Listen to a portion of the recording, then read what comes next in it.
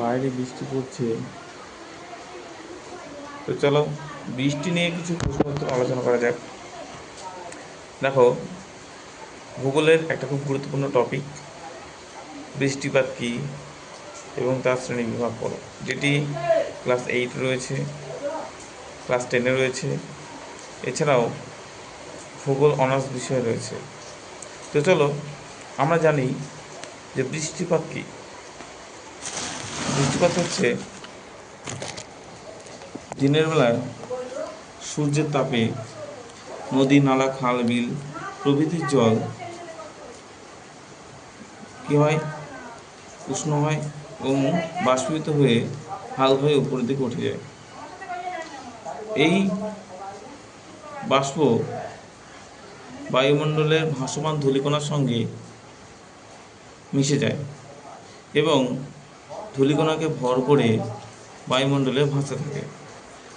যখন এগুলো শীতল বায়ুর সংস্পর্শে আসে তখন ধূলিকণাগুলি বা জলকণাগুলি পরস্পরে যুক্ত হয় এক আকর্ষণ বলের দ্বারা। ফলে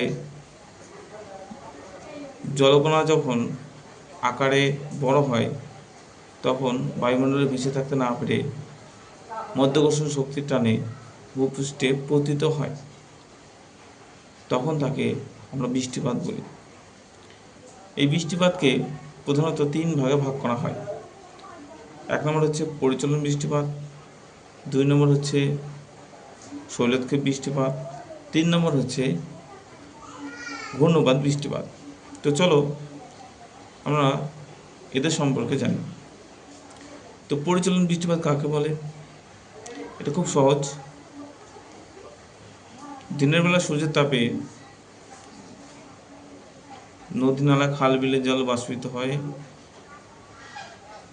হালকাভাবে উপরের দিকে উঠে গিয়ে ধূলিকণাকে ভর করে মেঘ সৃষ্টি করে এবং শীতল বায়ুর সংস্পর্শে যে বৃষ্টিপাতটা সংঘটিত হয় তাকে আমরা পরিচলন বৃষ্টিপাত বলি। 2 নম্বর হচ্ছে শৈলক্ষেপ বৃষ্টিপাত। কি? সমুদ্রের উপর দিয়ে যখন গরম বায়ু প্রবাহিত হয় তখন সমুদ্রের জল কী হয়, ওই গরম বায়ু দ্বারা বাষ্পে পরিণত হয়। ফলে ওই বায়ুর সঙ্গে জল প্রবাহিত হতে থাকে এবং ওই বায়ুমণ্ডলের সামনে, বায়ুপ্রবাহের সামনে যদি কোনো শৈলত অর্থাৎ পাহাড় অবস্থান করে তাহলে ওই বায়ু পাহাড়ের গায়ে ধাক্কা খায় এবং ঘনীভূত হয়ে ওখানে বৃষ্টিপাত হয়। একে আমরা শৈলক্ষেপ বৃষ্টিপাত বলি। এবার আমরা জানবো ঘূর্ণবাত বৃষ্টিপাত কাকে বলে।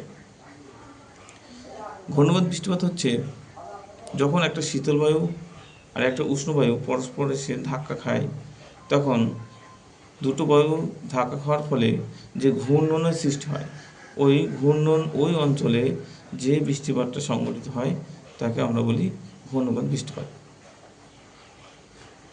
ধরো উষ্ণবায়ু যখন প্রবাহিত হয় তখন উষ্ণবায়ুর ভিতরে কিছু জলীয় বাষ্প থাকে যা শীতল বায়ুর সংস্পর্শে এসে কী হয়, সেগুলো ঘনীভূত হয়ে বৃষ্টিপাত সংঘটিত হয়। আচ্ছা,